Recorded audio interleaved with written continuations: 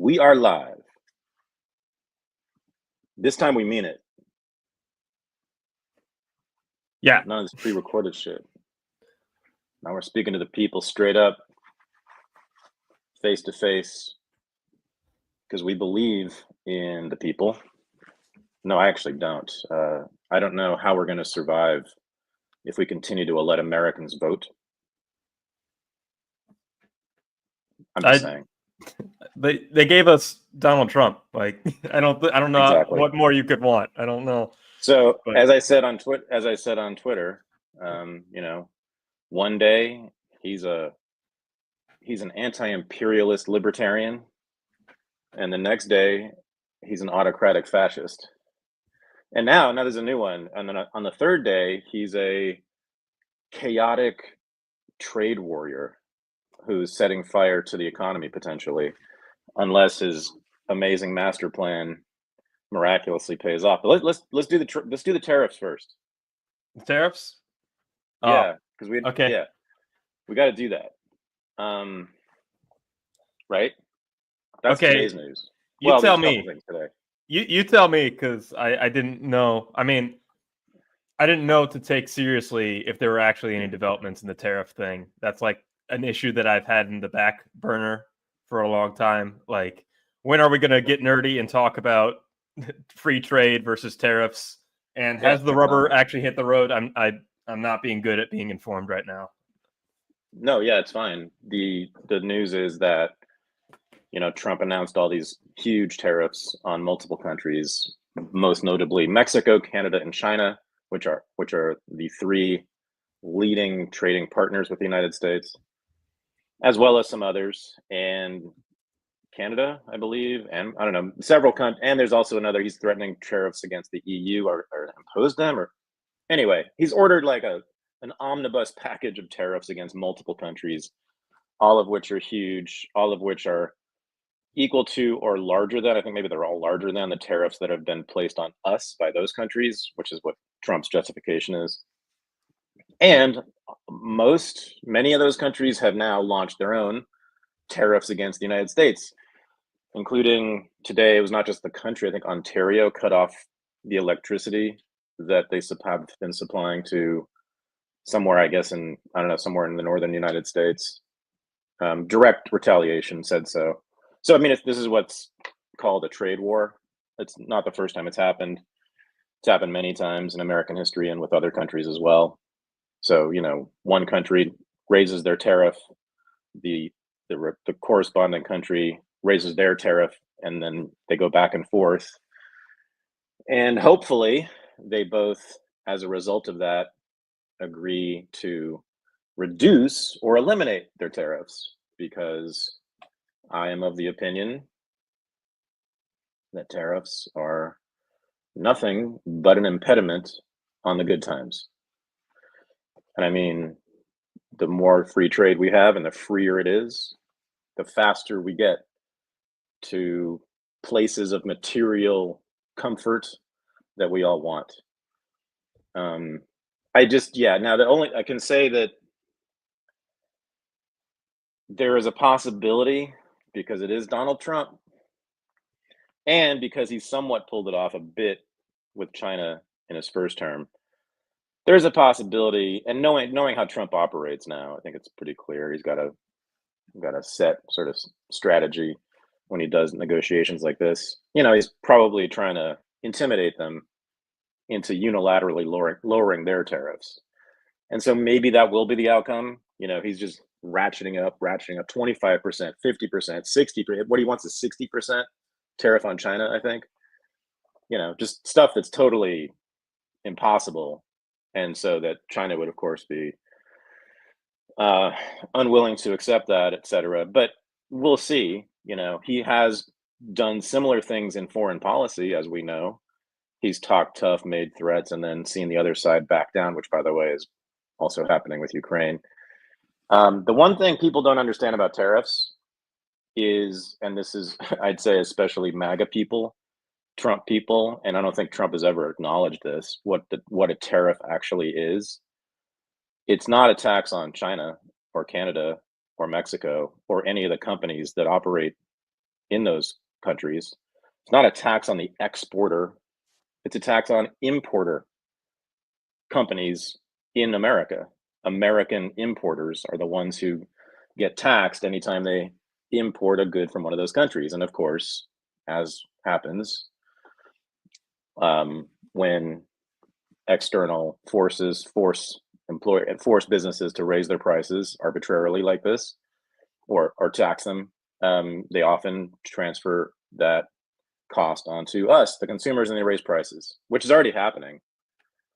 There are several products that are already going up considerably in price. I think avocados are going to be an endangered species pretty soon in America if this continues. Yeah, Mexico provides most of our avocados, but there's many things like that. I mean, of course, these are the three largest trading partners with the U.S., so it's going to affect a lot of stuff. We all know that 90% of the stuff in Walmart comes from China. I mean, if they actually carry this out, they would cut off all the trade from China. The kind of tariff that Trump is putting out there against China is, as I said, totally unsustainable. And so it would mean I don't think any importer could afford that 50 or 60% tariff. So I think that would effectively mean all those goods that we've all been enjoying for decades now. Yeah, they've been great. They've been really cheap and generally really, really good. And we all know this. Let's admit it. Could just dry up. Now, Trump's stated strategy is this will force Americans to begin companies that produce the goods that we used to import, which sure, that will happen. It probably already is happening. But, can we make whatever Swiss watches as well as the Swiss do? Can we make maple syrup and Canadian beer as well as the Canadians do? Can we make tequila as well as all the things that have, specialized expertise and skill and knowledge in those other countries? That's why we import these things, because they're the kinds of things that for whatever reason Americans just haven't produced and don't know how to produce, et cetera. So, many things I'm sure Americans can mimic successfully, but I would doubt. I mean, think about all the things from France. Can we really produce all the things from France just like they are in France? So yeah, I mean, and now the stock markets have responded by crashing 2 straight days, more than 1,000 points, I think, in the last 2 days. And this will only increase inflation. And, I'm just hoping that he somehow manages to bully these other countries into making more favorable deals with very low tariffs before he crashes the entire economy, which I think, and I think a lot of economists think, if he continues this kind of trade war indefinitely, would do that. I mean, at least a recession and quite possibly a depression. There's a solid line of economic research that argues, and I'm not necessarily endorsing this, but it's a solid line of research in economics, that the trade war in the 1920s is what precipitated the Great Depression of the 30s. The tariffs that were a major part of American foreign policy in the 20s led to it, and it had to have at least some part in causing the Great Depression. So this is where Trump is scary to me, because I think we could be on the verge. The economy was already a house of cards, right? As we all know, with ridiculous inflation. No one can afford groceries anymore. And this is just going to make it worse. Now, the MAGA argument is that it will only be a short-term pain. They will pay higher prices now, but 3 months, 6 months, a year from now, as Trump said, we'll be raking in hundreds of billions of dollars from the new American companies that will emerge, in response to those markets from abroad drying up. We'll see. I mean, that seems a bit far-fetched to me. I don't think there's a whole lot of evidence historically for it.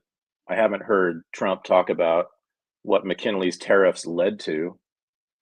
I don't think any economist has said, the American industrial machine was built because of the tariffs imposed by Trump's favorite president, William McKinley. But yeah, so it's just important for people to know what the strategy is, what's going on, why he's carrying it out. And, yes, there's a possibility it could work. It's possible that China and Mexico and Canada will say, you know what, I'm sorry, you're hurting us more than we're hurting you. So we will lower our tariffs to even lower levels, and you will do the same in response. And, I don't know. But again, with so much of Trump, it's chaos. So it's both wonderful stuff from my point of view and bad to terrifying stuff also from my point of view. And you just don't know because the guy's not consistent or coherent, for better and worse. He doesn't have a guiding ideology. There's not a whole lot of structure to his thought. He's surrounded by people who have coherent ideologies. I think MAGA is I think it's a quite coherent ideology, which is to me the ideology of Steve Bannon. But what Trump is doing is different. I mean, he's 60 to 70% MAGA, and the rest of the time he freelances.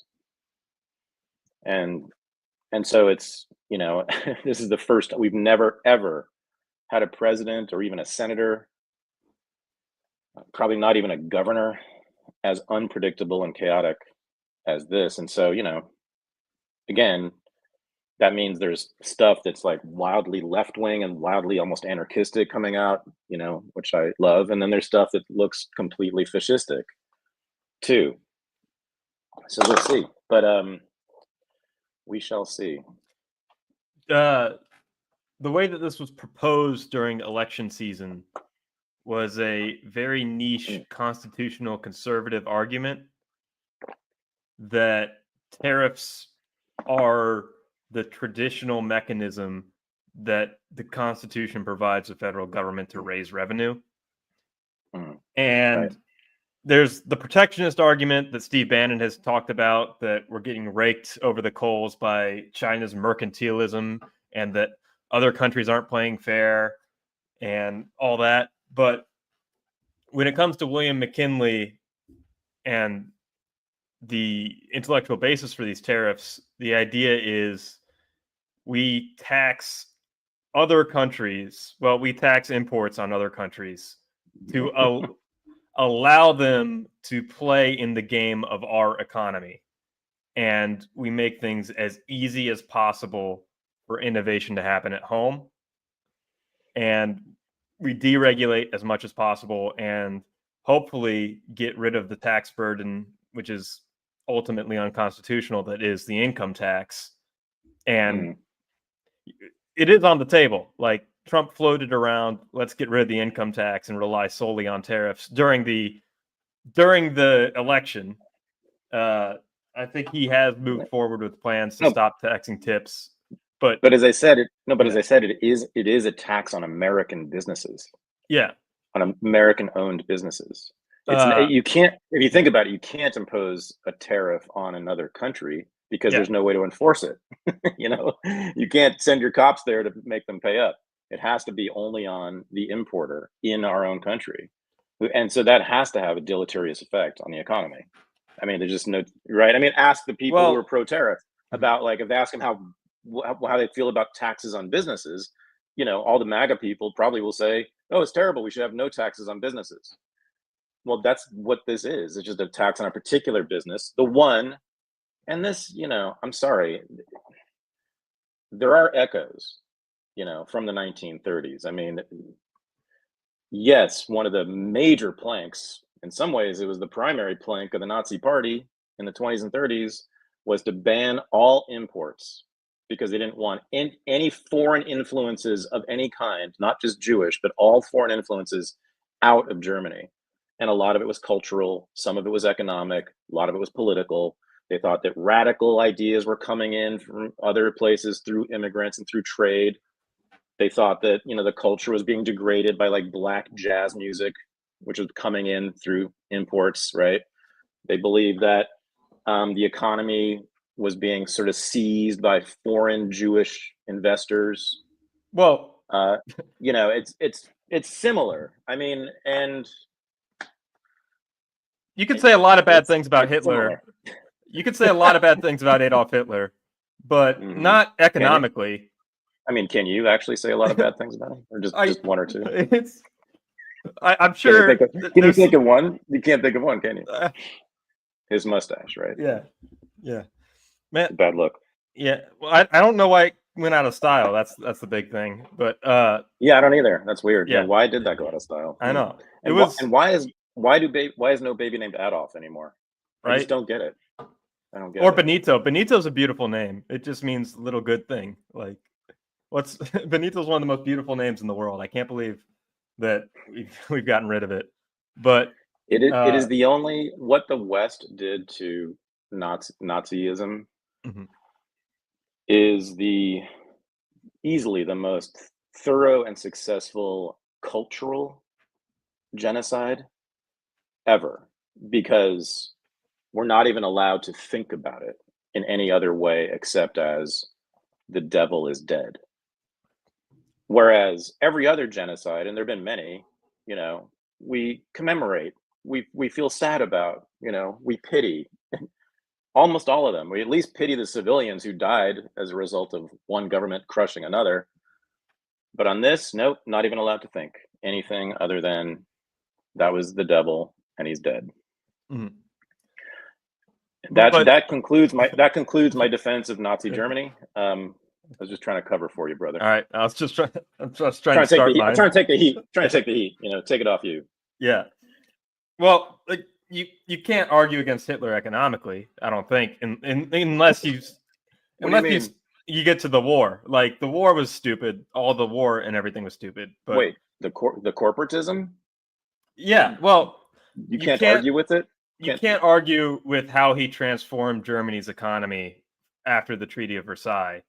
And he was the cover of Time magazine for a reason. JFK admired him for a reason. Like he did turn around Germany. Like he was popular for a reason.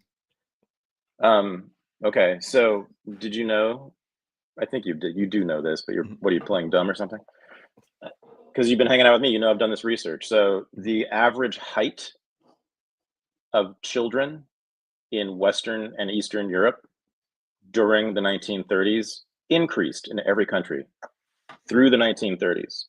Up every year. The average height of children increased every year in every country in Europe except for Germany, in which it declined. German children were actually shorter in 1940 than they were in 1930. Why? Because they were underfed. Why were they underfed? Because Hitler and the Nazis thought it was important to get rid of all the Jews from their professions. And one of the major professions of Jews in Germany in the 1930s was retail food. They were the middle people between the agriculture and the selling on the streets. They owned all the shops, sort of famously, where the food was sold. Also warehousing, distribution. Jews, for whatever reason, dominated that industry. Hitler kicked them all out. He also, of course, had to rearm, didn't he, to invade Poland and Russia. So he diverted much of the resources given to agriculture and consumer goods, consumer production, put those people in factories building bombs and tanks and Luftwaffe airplanes. And so, no, the German economy was a miserable place in the 1930s, and it got worse and worse and worse as Hitler continued to divert more and more resources and people, human beings, into rearming for a great war rather than toward building things that consumers actually wanted. Hey, look, I'm not in favor of the war stuff, but now you can think of one thing that Hitler wasn't so good about. Okay. But yeah. I mean, a two-front war was stupid for sure. But we're talking about the Treaty of Versailles here. We're talking about the biggest economic warfare that has been put on any country except for maybe Haiti. And it just my favorite story about the Nazi German economy of the 1930s is that Jews also dominated what other industry besides law, banking, food. What was the other big one? Medicine, probably most famously the Jewish doctor, right? 50% of doctors in Berlin, for instance, were Jewish as of 1932. Hitler took them all out. Didn't kill them right away, but he just removed them all from their professions. You weren't allowed to be a Jew and be a doctor in Germany during the 1930s. All of the sexually STD, the sexually transmitted disease doctors, all Jewish in Germany, doing the research and the treatment, which was cutting edge back then. In the 1930s, Germany, because of their amazing Jewish doctors, led the world in research and treatment of things like syphilis and gonorrhea, which were massive problems everywhere. But they were actually curing it in Germany for the first time. They got all taken out. And so guess what? Syphilis and gonorrhea rates spiked in Germany, across Germany, through the 1930s. And people were dying of diseases that were totally curable because half the doctors had been taken out. The Nazi ideology was incredibly self-destructive. It was the snake eating its tail. And if it had just been left alone, it would have imploded within a matter of months to years, as a matter of fact.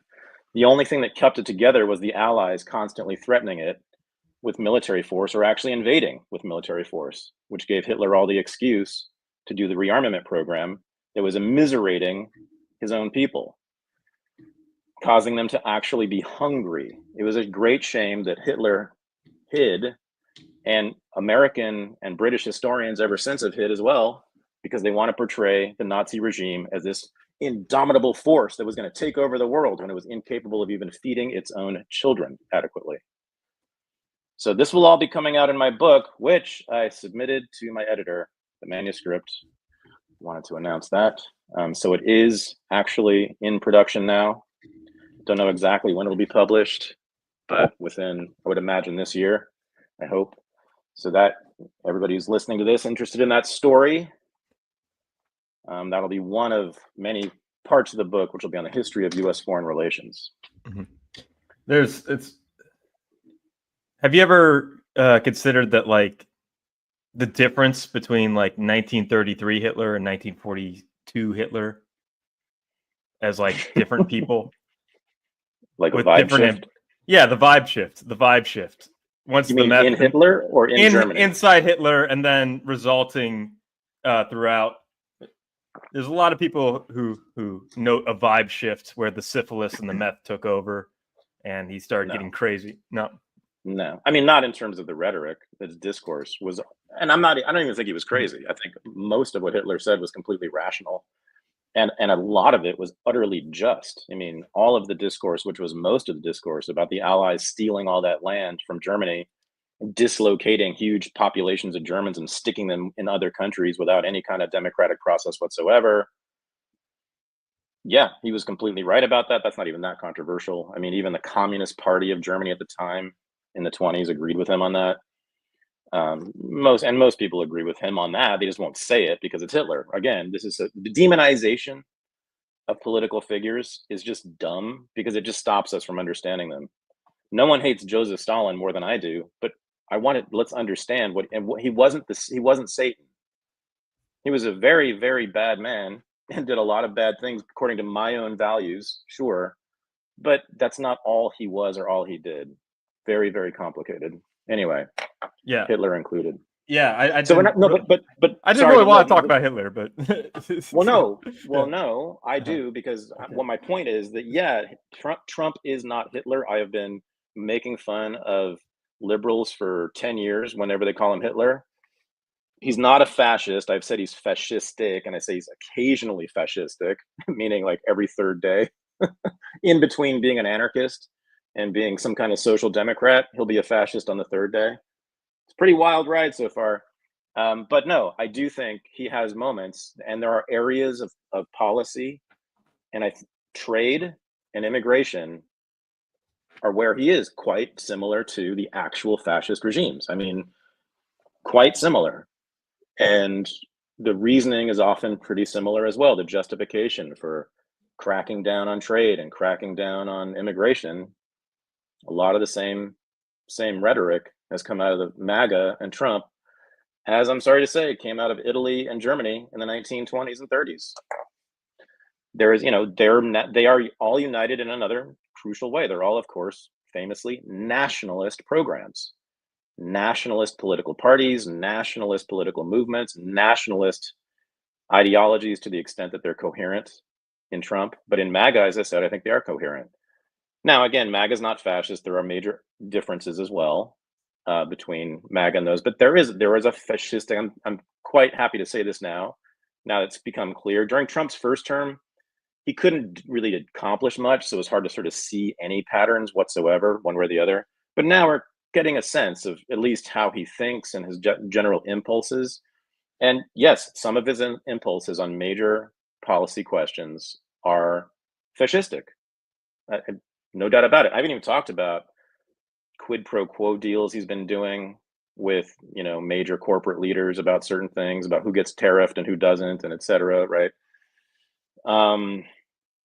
And then he's quite transparent, extremely transparent in wonderful ways that were actually moving to me, like with the Zelensky press conference. I said that first time I ever felt sympathy with an American president was during that press conference, because he actually doesn't like war. So on that, no, he's not fascistic.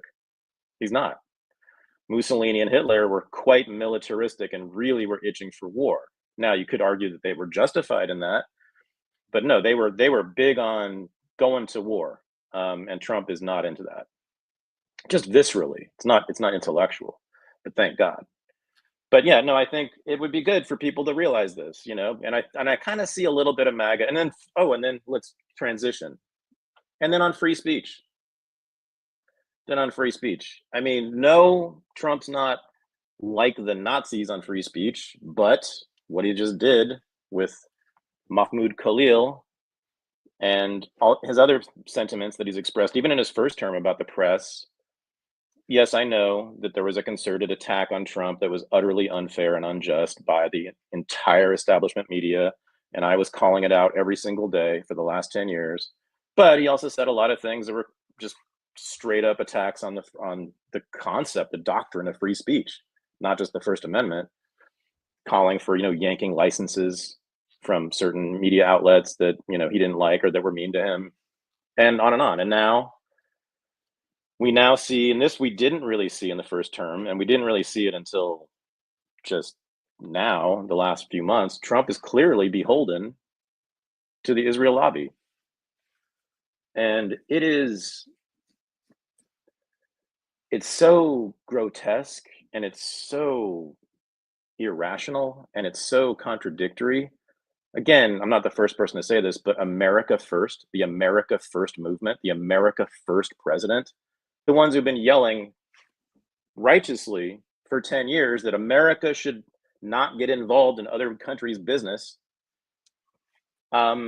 is clearly just taking orders from AIPAC, maybe even from Netanyahu's office or whoever runs relations with the U.S. This is and this is just the latest assault on free speech, and thankfully, a friend of mine is launching an organization that'll be attacking this very thing, the assault on the speech of pro-Palestine activists, intellectuals. Me, this could apply to me, sure, easily. Mahmoud Khalil, for those who don't know, is a part of the pro-Palestine demonstrations organizations at Columbia University. He was a grad student, I believe. Yes, I think he just graduated, in fact, but he was, I guess, a leader of the latest sit-in or occupation of the buildings at Barnard, which there's video. There was no violence whatsoever, except by the cops. None. I mean, I taught at Barnard for 6 years. Trust me, there was no violence by Barnard students. Trust me. The least likely human beings on earth to do any violence.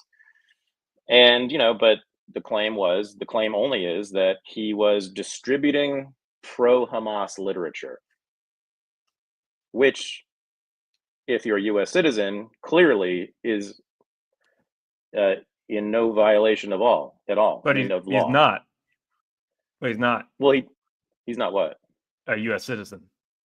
Right. So I was going to say, but he is a permanent resident, though, with a green card, which, as I understand it, legally has always been, and in terms of norms, has always been considered, since the advent of green cards, considered a pathway to citizenship. So the expectation is that you're here to become a citizen, and therefore, during that, and I'm quite sure this is true, all the legal precedent is that if you have that status, you are to be treated, if you're on U.S. soil, as a permanent resident, with all the rights of the Constitution. that all the rights apply to you just as well as to a U.S. citizen. But they have not even argued. In fact, someone in the White House was quoted in the Free Press as saying, the argument we're making is not that he broke any law at all, because he didn't. And so if he didn't break a law, there is no even if he is an illegal alien, or even if he doesn't have a green card, what therefore is the justification for deporting him? So he's arrested by ICE. He was hauled out of his apartment right where I used to live. And his wife is 8 months pregnant, and he was taken to an ICE detention facility in Louisiana for some reason, and he's still there. Some judge has seen the case and got in the way of it a little bit, but now I think they just ruled that he can still be detained, so he is still being detained by ICE. It's pure speech. I mean, it's nothing he did, is anything I haven't done or many people haven't done. Broke no law. Not even sure he broke campus policy, maybe a little bit. But it's my point is that the standard being used to deprive him of his most basic civil rights could easily be used against me, against anybody who has stood up for the armed resistance or just the concept of armed resistance. In fact, that's the thing that's cited, is that the group he belongs to, I believe, at Columbia, called for a sort of endorsed, quote, armed resistance by Palestinians, which is the only way they're ever going to succeed in any form. Now, I'm not suggesting that the particular forms of armed resistance by Hamas have been good, because they haven't been, but Israel's allowed to do a lot of armed resistance against the existence of Palestinians. So I think the Palestinians have the similar right of armed resistance as well, simply to take up guns against their occupiers, which is the only thing Israel has been. There's no other way to define them. And so, yes, if that is going to get you in legal trouble, saying that, then I'm in legal trouble. And so are not just me, millions, and at this point it is millions of people in the United States who probably agree with that concept, that the Palestinians have a right to armed resistance. And in fact, that it's the recommended mode. There is no other way. Israel has shut off every other avenue to gain their rights. All peaceful protest has been shut down, literally shot down.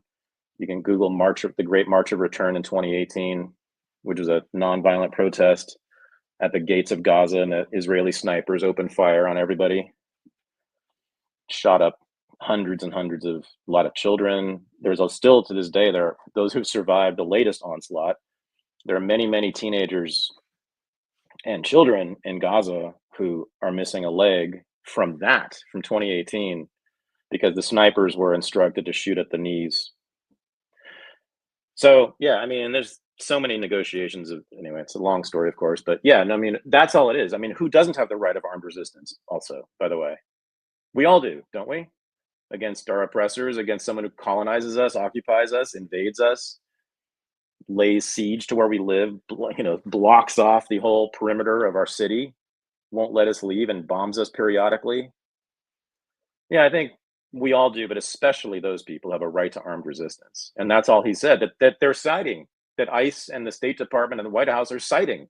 That's his great crime. There's nothing of him saying, I'm pro-Hamas, but he does, or at least he's part of a group that says, we endorse the armed resistance of Palestinians, which is the most commonsensical thing to say in the world right now, isn't it? What other people on earth deserve the right of armed resistance more right now than the people being shot like fish in a barrel all day and all night for now, what is it? More than a year and a half. So now the good news is that even the darkest heart of the establishment, at least parts of the darkest heart of the establishment, believe it or not, are on my side on this one. Chuck Schumer, of all people, issued a statement.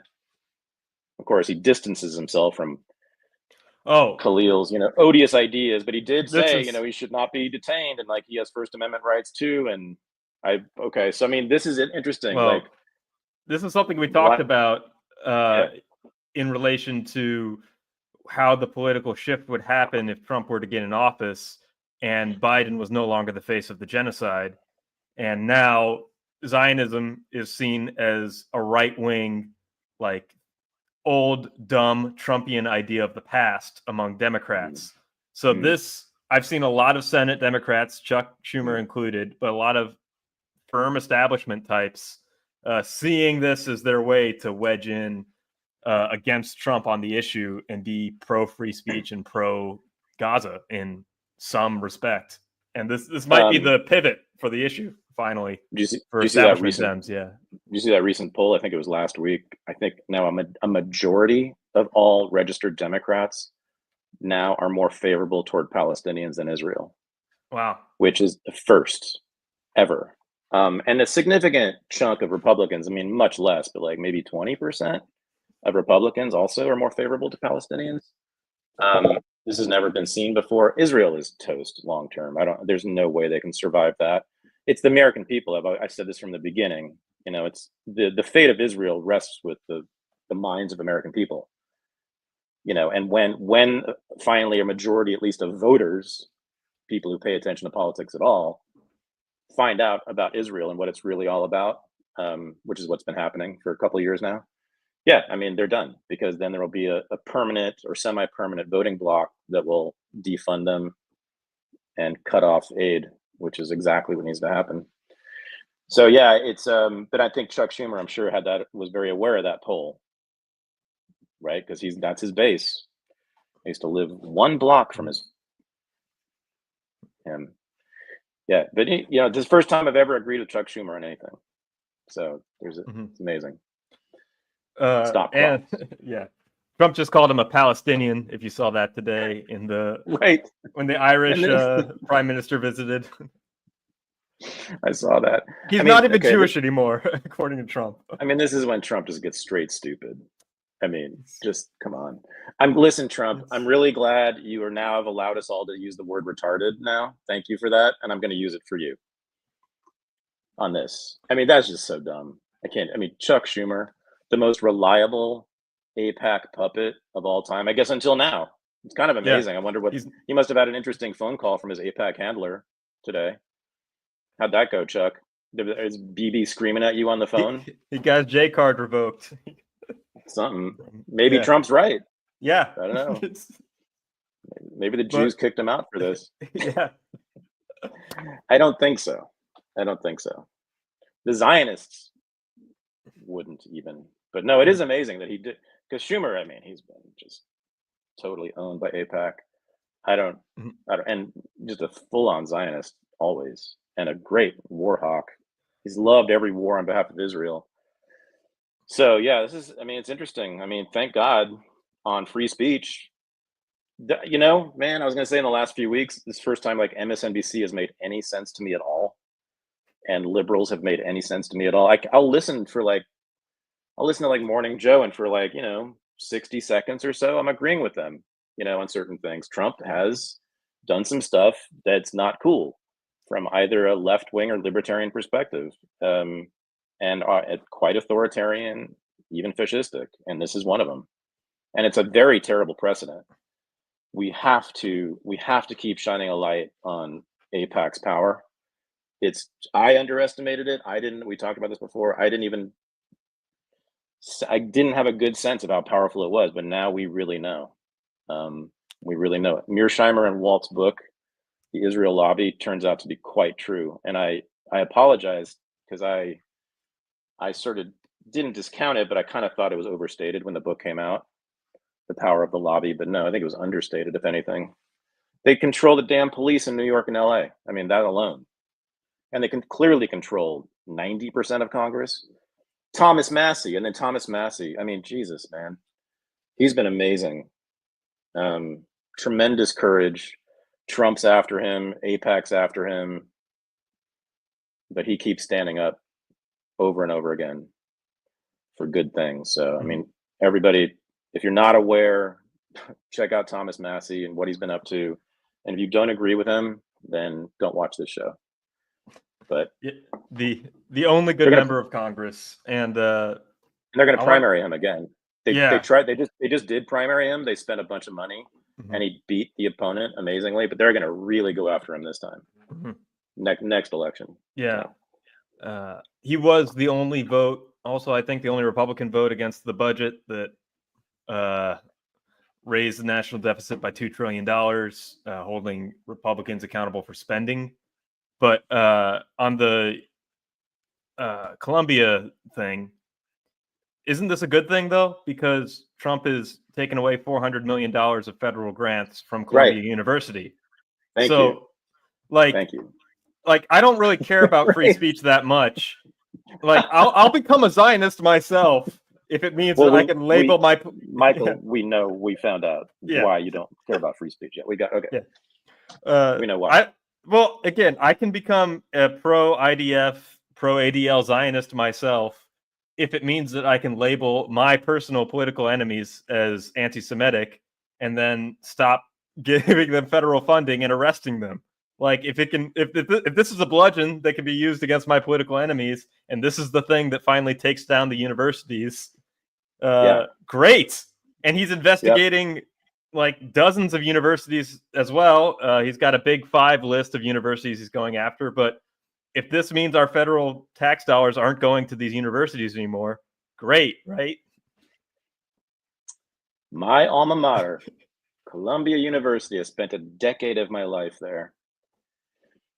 Yeah, he took $400 million of their federal funding, which I have been calling for decades. I want the federal government to stop funding every university and college, because what they have done with the Department of Education and the accreditation system tied to federal funding have created a monopoly that no one can penetrate. This is why Unregistered Academy is not and cannot be a brick and mortar regular school, because they have all these rules that I simply can't abide by unless I were a billionaire, which I can't get accreditation for. So this is great. They should be defunding all the schools, all the universities, all the colleges. Not for this reason, though. This is like the only reason that they shouldn't do this. But yes, I guess I'll take it one way or the other. But what a weird thing. And someone said this, won't it be amazing if Israel succeeds in taking down the Ivy Leagues? Yeah.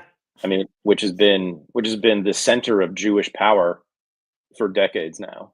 I mean, truly, the center of Jewish power, if there is such a thing, has been the Ivy League universities. And it looks like Israel's going to take them out. And what are they going to do? Establish their own like yeshivas all over the place? Transfer all of Harvard students into Orthodox seminaries? Are you crazy? But yeah, God bless Zionists. Go for that. Do it. The enemy of my enemy. Yeah. Did you see Dr. Yari Milo? Have you heard about that? She is the dean, Mahmoud Khalil's dean, the head of the School of International Public Affairs at Columbia. Oh, right. And Israel agent. Former Israeli military intelligence officer. Say no more. She's the one. Yeah. I think she's the one. Or no, there's another one who has literally an office in Tel Aviv. She works at Columbia, but she has an office in Tel Aviv, and she's the one who coordinates with the NYPD. She coordinates between the Israeli government and the NYPD, meaning that she delivers the orders from the Israeli government to the NYPD to crack down on protesters and whatever needs to be done for Israel. It's just stunning. And then look at what happened at UCLA, right? Same thing. Clearly, the police were being controlled by AIPAC. I mean, just unreal. By the Israeli government, I mean, directly. And we know this. I mean, there's literally an office. There's offices in New York and offices in Tel Aviv, which are like the joint project of the NYPD and Israel. They have like joint conferences, and you can look up, you can see pictures of like the president of Israel coming to the precinct stations in New York City and like taking photo ops with the cops there and, you know, signing the agreement to do what we say. It's something else. It is something else. And when MAGA finds out about all this, don't you think they're going to be pissed off? I mean, really, when the rank and file of MAGA is really shown how grotesque a violation of their own principles this relationship with Israel is, I gotta think most of them are going to turn against it. And I don't understand why Bannon continues to be a Zionist. It's sort of, I mean, he doesn't speak this, he doesn't talk the talk of Zionism, but he acts it. He acts like it, and he has, you know, all the Zionists on his show, and he never questions it. But It's just a flat contradiction right in the center of the MAGA movement that they just have to resolve.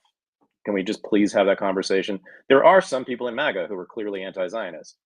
There was a significant number of Trump supporters who were clearly anti-Zionist, and some of them, unfortunately, are clearly anti-Semitic, like Jake Shields, good example. I've noticed a bunch of these guys bubble up to the surface since October 7th. You know, hardcore anti-Zionists, but you can see the reason is that they're anti-Semitic, and they really do think Jews control the world and Jews are inherently evil and da da da da. Which again, I'm not offended. I don't care. It's just stupid, and it also conflates Jews with Zionists, which I find really offensive, and stupid and ignorant. But that's of course Israel's fault because they've been running around killing children, saying they're doing it in the name of all Jews. So what do you expect these idiots like Jake Shields, who takes kicks to the head for a living, to think? Of course he's going to think, well, Jews are like that because you've been telling us since 1948 that that's what Jews do. They kill children to support their ethnic state. Okay. Enough of that. You want to move on or you got more? Well, people like Jake Shields, they aren't like actual political commentators. What are you talking about? That's all he does now. There are people who have a public profile. They got famous on X. They're not like actual activists. Like he's just a shit talker. Like it's incredible. It's just engagement. No, this is not an exaggeration. Jake Shields right now is one of the world's most important geopolitical analysts. He is. Yeah, because he has a huge following for whatever reason, even though he's like semi-literate. No, he has a huge following and lots of people are influenced by him. And he talks a lot about, you know, not all geopolitics, but he talks about Israel and whatever. I mean, and then we have comedians who are the other major geopolitical analysts. Thank God Dave Smith is one of them. But they kind of are the ones that most people listen to when they want to find out what's going on with Russia or Ukraine or Israel. That's where we are right now. It's wild, and there's some good parts to it because some of those comedians and MMA fighters have good politics from my point of view, but most of them do not. What they almost all have in common, other than Dave and a couple of them, is that they're ignorant and they didn't know anything about this stuff until 5 minutes ago. And so it's chaotic, just like Trump, right? Trump also was not really political in this way until 10 years ago. So he's been learning all this stuff on the fly. And so you get like very interesting, novel approaches to politics that you never heard before that are kind of exciting. And some of them are kind of liberatory. And others are just dumb, authoritarian, contradictory, bad in various ways, and just ignorant. And that's where we are. This is what the internet has brought to us, for better and worse. Freedom. It's freedom, baby. Really. I mean, we've never had freer discourse ever in world history, human history. People have never been freer to speak, to learn, to gather information. I was so ignorant. Even I was a PhD professor. I was so ignorant in the 1990s just because there was no access to this information. None, almost none. It was the New York Times and like the Nation magazine and PBS NewsHour. I mean, I depended on those sources for my news. Me, that was it. That's all I had at the time, all I knew about. And that's what most people were. And now it's just an entirely new landscape. And I look back on my thinking back then, especially about geopolitics, and just think I was so naive. I just didn't, because I was kept from gaining access to that information that's now everywhere. So, but that's, a lot of people anybody can be on Twitter, and you can be on Twitter and not even show your name. So that's why we have the quality of intellectual discourse on Twitter. Unfortunately, most people aren't careful scholars. They don't research things. They don't cross-check things. They don't check sources. They don't know how to check sources. They also don't have any contextual knowledge. They don't know history. They don't know the history of philosophy, the history of political ideas. They don't know how to categorize things. They don't understand context. And so that means the vast majority of the discourse we get from people who discover these new troves of information is abysmal, worthless, or worse. So anyway, here we are. It's a crazy world. I just hope we don't blow ourselves up in the process. Man, I was pretty happy today. I was having a good time. I don't know. What did you like? What were you happy about? I mean, yeah, $400 million away from the universities. Yeah. And the left-wing activists have been a scourge on just public life for the past decade at least. These are the same people who, I just wish that we could call Black Lives Matter anti-Semitic and just take down Black Lives Matter the same way. I wish that, the discourse was totally different 5 years ago when they were destroying our cities and they were destroying public life. But any way to go after the left and to punish my enemies, I think is a victory on this. But wait, where are you on Khalil? Khalil, I think the U.S. government has a right to deport him. I think they have a legal justification to deport him. Okay. On him personally, I mean, he seems like a nice guy and he seems okay by all standards, but he is by definition a foreign agitator, and that's exactly who people are meant to deport, who ICE is meant to deport on paper. That's how it's been for a century at least. Yeah, but what about the standard of misconduct that's been applied, right? That can be applied to me. I know. I don't like it that it's the Israel issue. I wish, I'm now no fan of Israel. I don't like it that it's this issue. But it can't be applied to you because you're a U.S. citizen. And so no, but it can be. But it has, because not, I guess it's not necessarily a violation of civil rights, but universities are being defunded for this reason, and people at universities have been punished or defunded individually for this reason, for that kind of speech.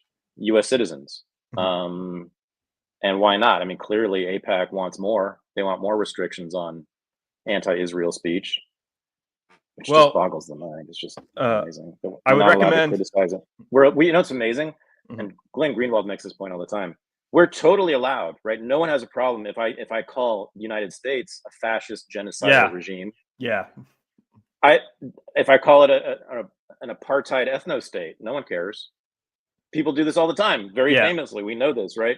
No problem. There's zero problem with that. But no, not Israel. You can call Germany fascist all you want. You can call any other country. You can call Saudi Arabia fascistic, Nazi, genocidal regime, ethno-state, apartheid ethno-state. Nope, not Israel. Any other country but this. But the chosen nation. Yeah. So anybody who is opposing this, I would recommend, for all of the left-wing people outraged about this, is they need to go after civil rights legislation, because that is what the Trump administration is using to go after these universities. So if you just repeal the Civil Rights Act, then the Trump administration has no grounds to call Columbia University anti-Semitic. And then, anti-Semitism is no longer this protected thing that we can go after. There's no such thing as protected classes anymore. And everything is solved. So he's going hardcore. Okay. So you want to repeal the Civil Rights Act, huh? Yes. I believe that me and everybody who watches MSNBC and cares about Mahmoud Khalil should do everything they can to get the Civil Rights Act repealed, because that's the only way to free him. And that's the only way to save our universities. So I'm enjoying this chaos, because it forces the liberals to go after civil rights legislation, and it forces the Republicans to take down the universities. Who is which group in our society violates the Civil Rights Act more often, more egregiously than any other? Yeah, again, racism is not a real thing, except liberals and universities. University administrators. Yes. And faculty, but university administrators violated every damn day. And my civil rights were blatantly violated. I was told twice by major educational institutions that I was not hired because I was white. So, and I'm hardly the only one. And there's just so much evidence of rank discrimination against white people, against men, against straights by universities and colleges. I mean, all of them do it, except for Hillsdale and Liberty. All of them do it all day, all night. They do it in admissions. They've been caught discriminating against Asians to favor Black applicants, but it's just across the board. My son, I'm sure, was discriminated against when he was applying to the UC system. It was very clear that Berkeley that year was just not admitting any whites. The numbers were just ridiculous. It was nearly impossible to get into UC Berkeley for a couple of years if you were white, because they were reacting to the law changing, outlawing affirmative action. So they were doing it privately, illegally. It's all the time. So this case is just nothing but irony.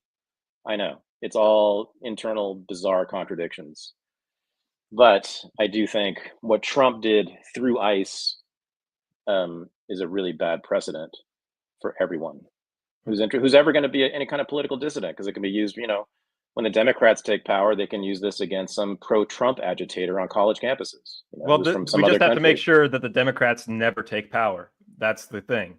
Okay. Yeah. Okay. Well, get the squadristi together. Yeah. Yeah. I mean, do you have enough black shirts to hand out? We could do a fundraiser. We could do a GoFundMe. Well, get some rifles and black shirts. Mm-hmm. And then on the economic front, I do think it's very interesting that Trump is the first president to ever say things are going to have to get worse before they get better. Oh. That he's the first person to be economically literate in that sense.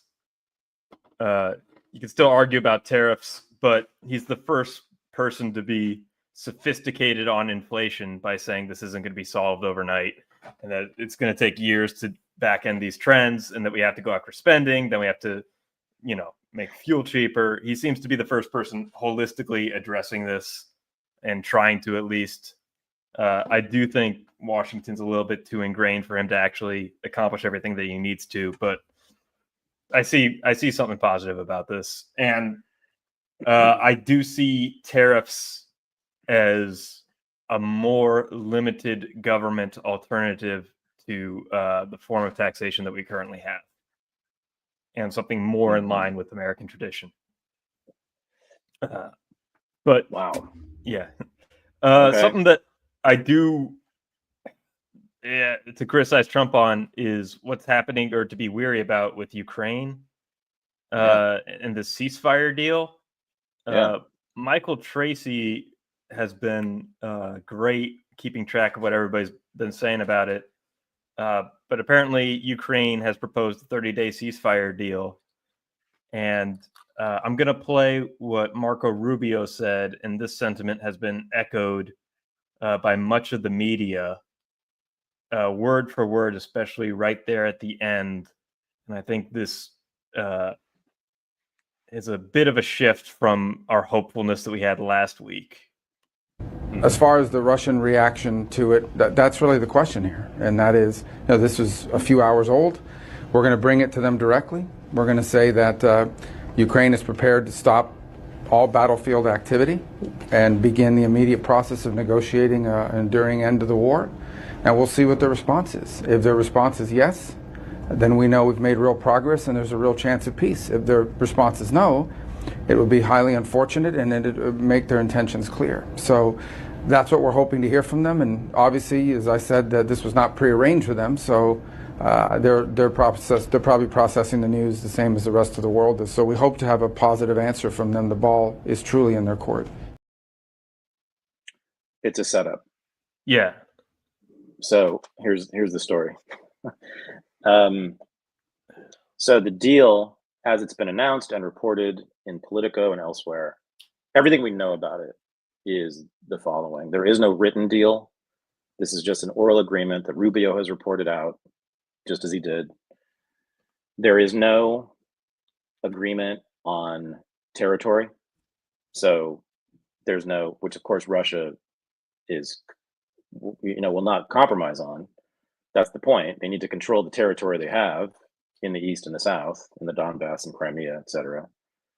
So there's no agreement in there by Ukraine to give them that territory. There's no agreement on security. You know, who's going to be on the buffer zone? Who's going to be on that border now?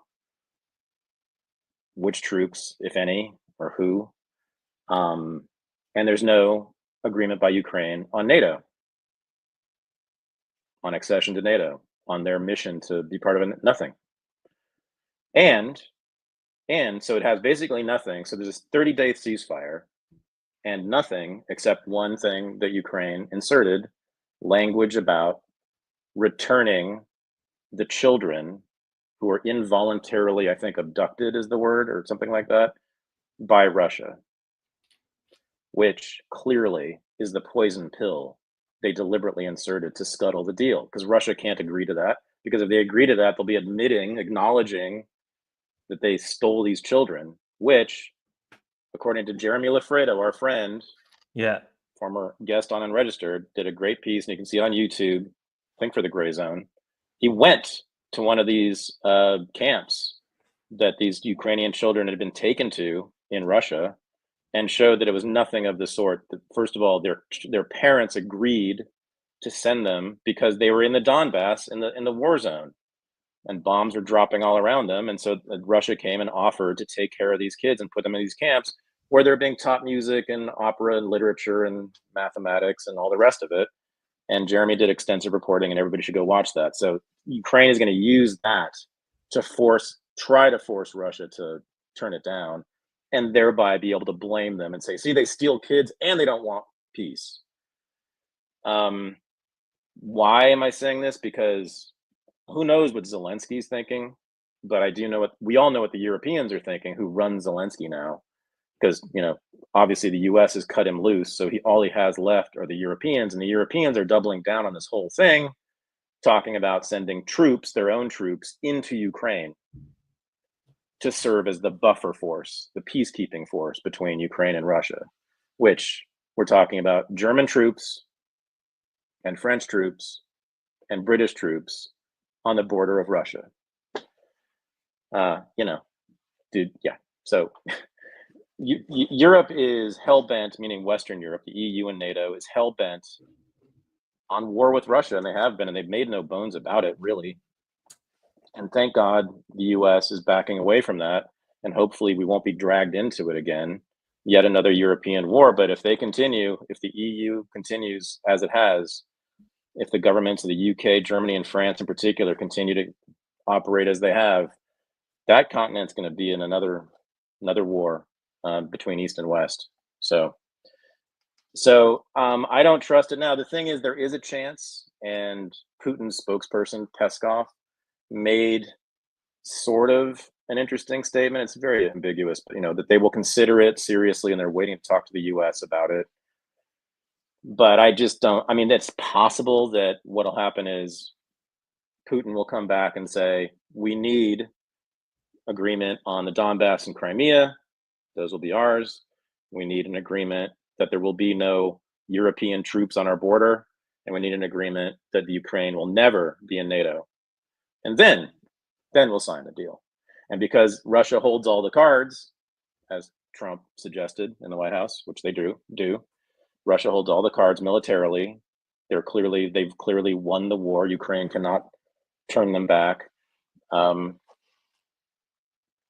know, I think that could work. We'll see. I mean, Putin does have enormous leverage now, and the thing is, Trump knows that, whereas, you know, Biden was in denial about it, but Trump knows it. So I think that's why he's soft on Russia now and hard on Ukraine, not because he loves Putin or any of that bullshit, but just because he knows they won the war militarily, and that means they get to dictate terms. So I think that's possible, but as it stands, this is clearly an attempt by Ukraine, doing probably at the behest of its European handlers. I'm sure the UK, France, and Germany have been telling him, do not accept a deal because we need to continue this proxy war with Russia. So, you know, yeah, that's where it stands. The other reason that it's pretty clear the Ukraine's not interested is they just sent 336 drones into Russia. killed a person, at least one person. 90 of them hit Moscow, like apartment buildings, randomly, 2 days ago. So these people, I mean, and Ukraine is fanatical. The government, major elements of the government have always been fanatical, and increasingly so. Major portions of the military are fanatical, and I mean Nazi types or just extreme nationalists, anti-Russian nationalists who have carried out assassinations across Russia and in Europe, killing, Alexander Dugin's daughter, who was a journalist, killing a bunch of journalists. We know this.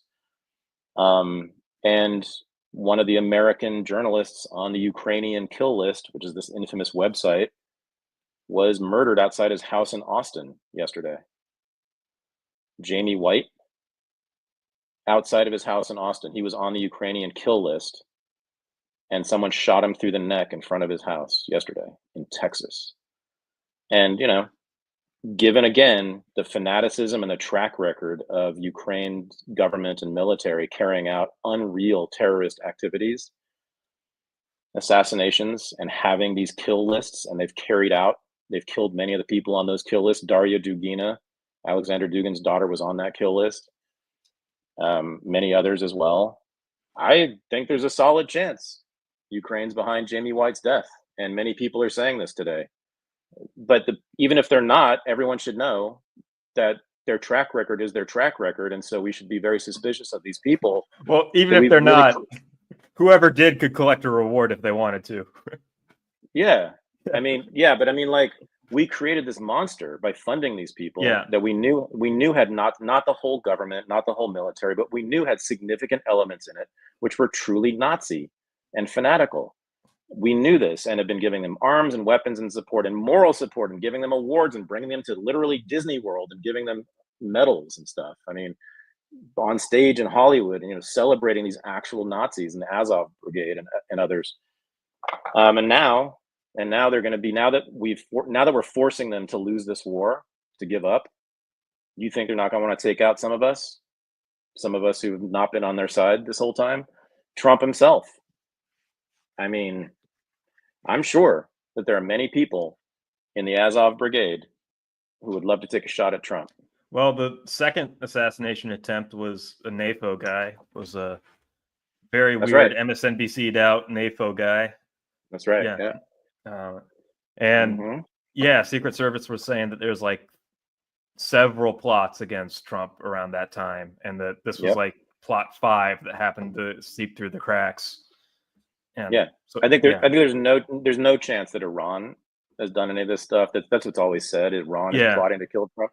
They would gain what from that? They'd gain a bunch of missiles up their ass. There's no reason. Iran is not an irrational regime. They're not fanatical in that way. But Ukraine is, and now they've been forced, as I said, they're losing and they've lost, and Trump is now abandoning them. And Ukraine is full of graveyards. The estimates are hundreds of thousands dead. And if you're one of these hardcore, probably lifelong Ukrainian nationalists with some Nazi ties, and you've been fighting on the front line, and half your family's dead and half your friends are dead, and you've been through hell for years fighting the Russians tooth and nail, and you hate Russians more than anything, and Trump has just pulled out and left you abandoned, and you're going to lose this part of your country that you've been fighting and dying for, you're not going to want to, and you're not going to take him out, and JD Vance with him, and whoever else is, Steve Bannon, whoever has led the MAGA charge against Ukraine, which has been considerable. MAGA has been really united, being anti-Ukraine and being disrespectful of Zelensky and all the rest of it. Marjorie Taylor Greene. There are a lot of American politicians who the Ukrainian nationalists who we've been funding since 1946, by the way, when they were actual Nazis. They should be careful. I mean, a monster has been created once again by the United States government, and it could come home to roost, as Malcolm X said about the JFK assassination. What Michael Tracey was reporting was, Marco Rubio used that term. The ball is in Putin's court, and as did Emmanuel Macron, or ball is in Russia's court. Emmanuel Macron used that word. Ursula von der Leyen has, Keir Starmer, Lex Friedman. Like the messaging has been very, very uniform. He shared a clip of Fox and Friends talking about it, and it seems like all of this sympathy that the mainstream, well, there wasn't any sympathy towards Putin from the mainstream media, but it seemed like the Trump administration was sending a hard and clear line that Ukraine can't join NATO. Putin's going to keep his territory. This war is over. Stop arguing about it. And now it seems like this proposal, where the ceasefire proposal with the Putin stop beating your wife clause is now reframing the issue for the Trump administration, including Marco Rubio, to be back on the establishment side in this last-ditch effort to keep the war sustained by offering the establishment an out to say, well, we tried peace, but Russia didn't come to the table. Yeah. And part of the deal was that the US renewed intelligence sharing with Ukraine, which they cut off, I think, last week, 2 weeks ago, cut off all intelligence sharing, which was a radical step, which would have basically ended the war on its own, probably. And so they turned it back on today or yesterday in exchange for Ukraine agreeing to the ceasefire. Another interesting note about this is that Elon Musk's Starlink, which, and no one really knows outside of Elon Musk, I suppose, and the Ukrainians themselves but almost everyone agrees that Starlink is crucial for the Ukrainian army to conduct operations. Apparently all the drone attacks uses Starlink, a lot of the maneuvers and coordination and logistics actually, and it uses Starlink. I think most of the communication on the contact line, the front line, is Starlink for Ukraine. If Trump has Musk cut Starlink off to Ukraine, that's probably going to end the war immediately. So that's how much power the US has over Ukraine. They have very little power over Russia. No one has any power over Russia because Russia's military is now dominant. And Ukraine is totally weakened and dependent. And the Europeans don't have the power to really stand up to Russia either, to have any military success. They can't prop up Ukraine. So yeah, this is the end game. It's like watching chess in the end game. Mm-hmm. The end game. Now the thing is, the other option though, option A, so Putin could say, no, we need these terms met before we sign this. But option B is that he says, no, we're going to keep marching. We're not going to take this at all. We're not going to take this deal. Can't trust these Ukrainians. And we're going to keep marching to Kiev. And we'll take the whole country now. We didn't want to take the country, which, by the way, I'm convinced Putin never did. It's too much of a headache. He doesn't have the resources to control all of Ukraine indefinitely. How could he possibly? But, I think he's going to be forced to, maybe, with Ukrainians playing all these games in the EU, the Europeans completely subverting it every turn, clearly doing everything they can to continue the war. I mean, I think he might be forced to continue fighting, but even in worse ways. And I think you might see a mass evacuation of Kiev because of this. But we'll see. Hopefully it's option A or whatever. I hope that Putin takes this and says, no, give us the 3 big terms that we need. And then we'll sign it. And hopefully Zelensky will finally cave in to Trump's pressure and Vance's pressure. But I don't know. All he's got is the EU, and the EU wants war. And all the EU countries are talking about remilitarizing, shifting their budgets, as I was talking about. Germany in the 1920s and 30s, rearming, and shifting resources from the consumer base. That's exactly what they're talking about in Britain and France and Germany and the Baltics and all of them. The wonderful standard of living in Europe, it's probably the highest standard of living, really, because people live with basically the same material wealth that we do, but they have huge amounts of time off. They have like week-long vacations, and because of the integration in Europe, they can travel all over Europe for cheap. And it's a nice living, and that's really threatened now by what the EU wants to do with the European economy, which is to create a massive European army to go to war with Russia, which will require lots of pain and cutbacks in the consumer economy, the wonderful European consumer economy. So again,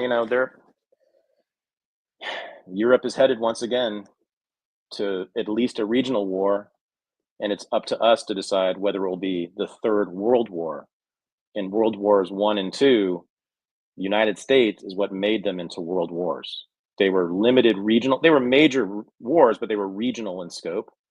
And when the US entered, they became global wars that killed 3 to 4 times as many people as were necessary.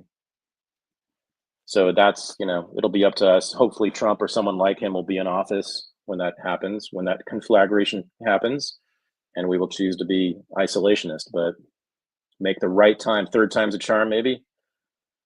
I hope, but that's where it's headed. Well, yeah. Yeah.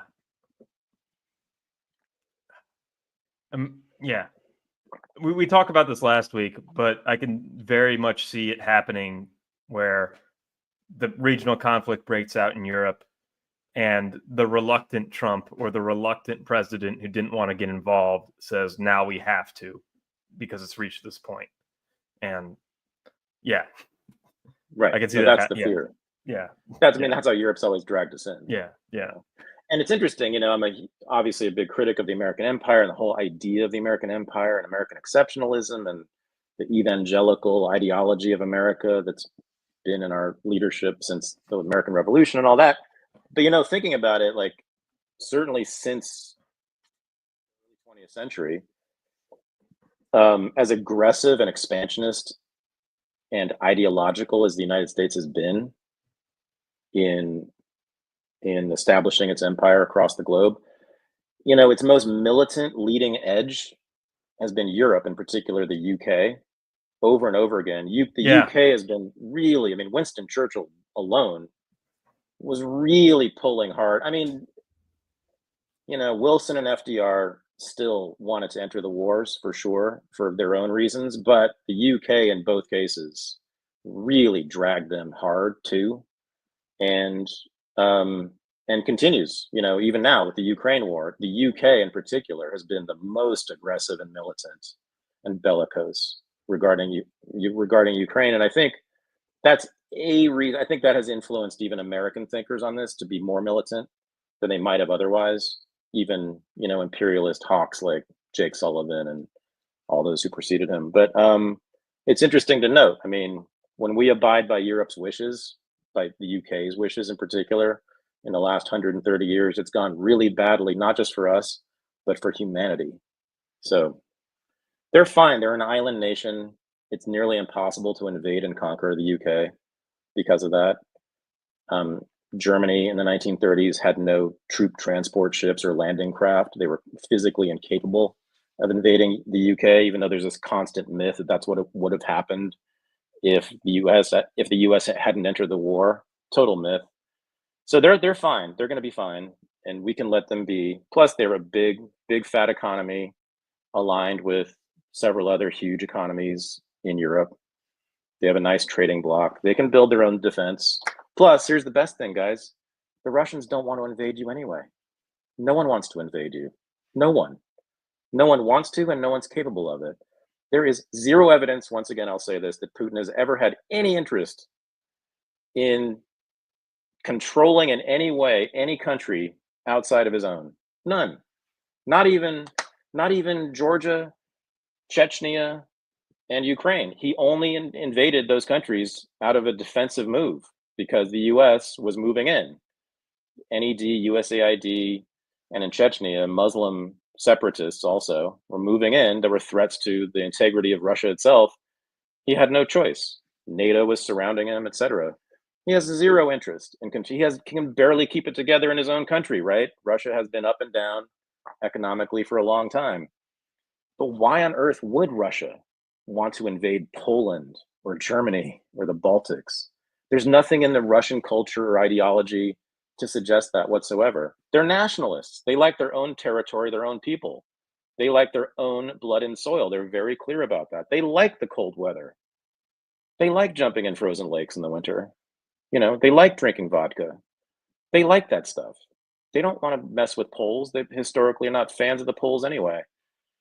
So it's just the most ridiculous hysteria, and yet it has infected the minds of the entire American and British elite. And it once again is leading us into another big war, potentially a world war. The Russophobia, everybody again, look at Glenn Deason's work on this. He has a book called Russophobia. Get the book, read the book, or just watch Glenn talk about it. You can Google it or search it on YouTube. He's talked about it many times. It's historic. It's historical in the West. It goes back centuries. We have had sort of basically a racist view of Russians, Russian culture, the Russian people for, since about the 18th century, actually. And amazingly, it hasn't abated even after the defeat of the Soviet Union. But Jesus Christ, I've been talking about this for years, and it's still with us, and it's still leading us to catastrophe.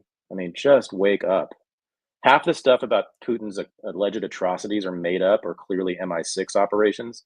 Half the people he allegedly killed or more were almost definitely MI6 nonsense operations where people weren't even killed. And then a lot of the people he's put in prison were working for Great Britain and the United States, were operatives working with MI6, CIA, USAID, all the rest, which is exactly what we do when Russian foreign nationals are operating, for adversarial agencies inside the US. We put him in prison like any country does. I mean, he's a normal authoritarian. He's quite normal. It's just ridiculous. Most importantly, he's zero threat to anyone in the United States in any way, shape, or form. That any American cares about Vladimir Putin or Russia is just ridiculous in terms of their own security and interest. Like, he is zero threat to anybody in this country. None. It is the most ridiculous thing that we even care about Russian foreign policy. Zero threat. Let's get over it. Move on. World peace. Yep. Real quick, as we're winding down, two things. Gavin Newsom he's going on Charlie Kirk, and he's going on War Room with Steve Bannon, and he is obviously, he's obviously going to run for president in 2028, and he's trying to be the bold Democrat who reforms a party, who learns all the hard lessons and reaches out and solves Trumpism. But he's been pretty embarrassed in his exchanges, but just getting your face out there wins you a lot of support, I think. So be on the lookout for him. He's my new favorite Democrat. Yeah. He's my new favorite Democrat. I watched the Charlie Kirk thing. It was fun. Yeah. Super fun. Fun. But it was just hilarious because so Gavin and I are exactly the same age. We were born in the same year, both in the Bay Area, both grew up here. And, not the same circles, but similar sort of circles, and it was just quite amusing to me to watch him do to Charlie Kirk what like my mother and her friends would do to me when they found out I had political differences, that I might be, on the bad side in some way, which was to psychoanalyze. Yeah. Well, that's it was California. Just, Charlie, Charlie, before we talk about the issues, where do you come from, and how did you come to these ideas? What was it in your life experience that would lead you to think this way? To be so it's not just psychoanalyzing, it's psychopathologizing your politics in a subtle, brilliant way. So if you've ever been in therapy and you're a liberal, you know what I'm talking about. Liberals who have been in therapy do this all the time to their political opponents. So tell me, out of sympathy, alleged sympathy, so tell me what happened to you to make you think this. Well, I wasn't exactly what and that's what Gavin did the whole interview. It was tremendous. But no, really, truly, huge respect though, honestly. Yeah, for showing doing up. And for he didn't dodge anything. I mean, and he owned it stuff, and he just didn't dodge, but he was there. He invited him. It was his idea. It was Gavin's idea to have Charlie Kirk on there. No, it was great. And then I didn't know he was on Bannon. Oh my God, I can't wait to watch that. Yeah. That'll be fun. And then the idea being floated around is that Kamala Harris will run for governor of California. So the party she's going to make California great again. Well, that's the thing, is it's a one-party state, so if she runs, she'll win. but she'll just run into the ground and everybody will evacuate the state. Yeah. Do you know that the entrance to the freeway nearest us, there's a divot in it, like a rupture in it that's so great you have to slow down or you hit your head on the roof of your car. And then all the way, the 680, the 880, the 24, if anybody's been in the Bay Area, LA too, all the freeways in LA, the 10, the 110, all of them, ka-chunk, ka-chunk, ka-chunk, ka-chunk, ka-chunk. It is unreal. Homelessness, we have now 50,000 homeless people living on the streets in Oakland and San Francisco alone, more than any other city in the country. We have our prison population is the largest or second largest in the country, living in abysmal, horrific medieval conditions. Many of them should be there, but like, this is not a healthy society, right? With a huge prison population, a huge law enforcement cop population to oversee all these people, ridiculous falling down infrastructure. The cities are completely unaffordable to anyone who's not a millionaire. Even millionaires have a hard time living in San Francisco. That's not an exaggeration.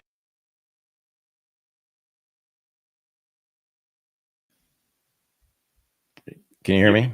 Yeah. He has a lot to answer for. I wish that I had been there asking these questions about California, because I've wanted to talk to Gavin for a long time.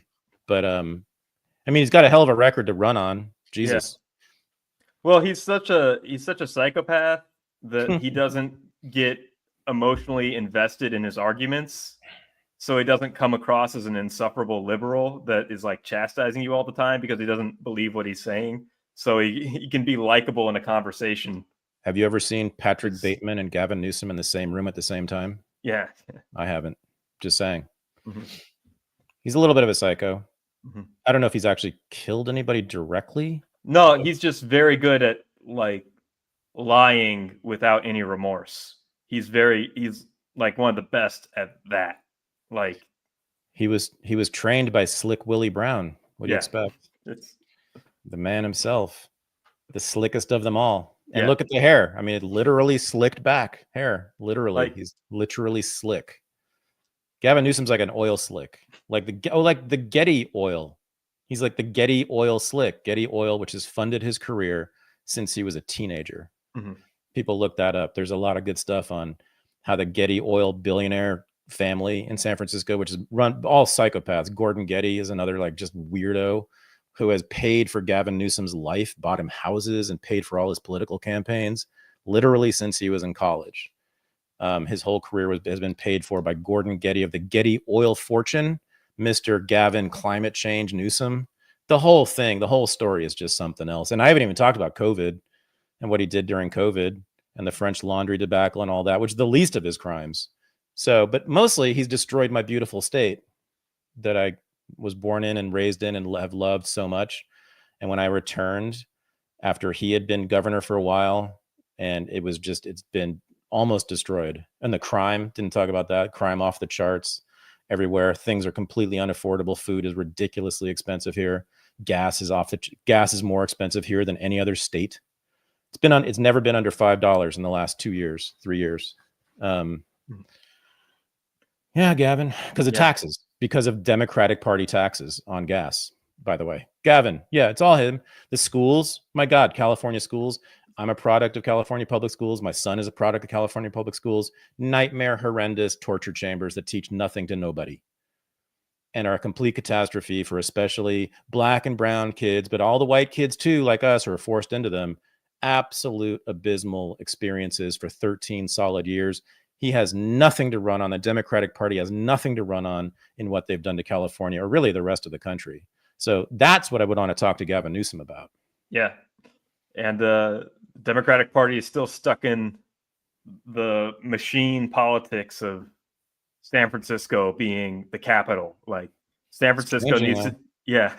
Did you know the Hood, Baysview and Hunters Point, which is the Hood in San Francisco, they voted for Trump? Yeah. Wow. Oh, yeah. Wow. Oh, yeah. The huge shift. And also the Chinese in the outer Sunset and the outer Richmond, which are almost all Chinese neighborhoods. Not overwhelmingly, but I think a majority Trump or close to it. Yeah, no, there were actual Trump districts in San Francisco. So even there, it's changing. And the tech bros are either libertarian or MAGA now. Yeah, there's always been a libertarian streak in that world, but yeah. Well, they're kind of libertarian with a MAGA streak, Uh-huh. like the Peter Thiels and the David Saxes, and Mhm. they're basically libertarians, but they kind of they like a lot of the Trump agenda, and they're supporting Trump. So no, there's a definite shift, important faction, even here in the heart Yeah. of darkness, so to Yeah. speak. And I'm talking about the white people. The Mhm. white people in the Bay Area are the heart of darkness. Just to be clear. Yeah, Trump is about to do a rally with Too Short. Damn, it's about time. E40, he's gonna get hyphy.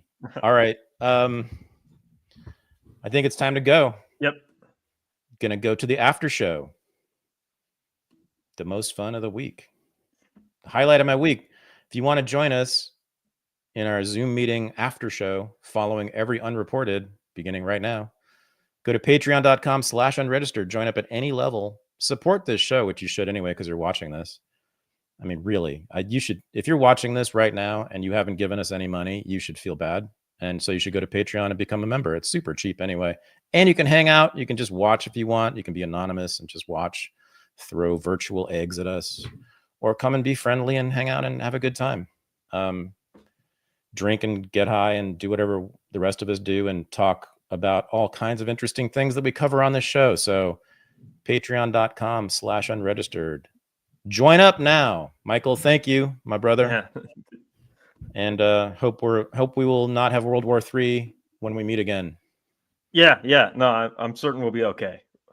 I'm glad you're certain. I'm not. All right, man. We'll see you. Peace. Peace.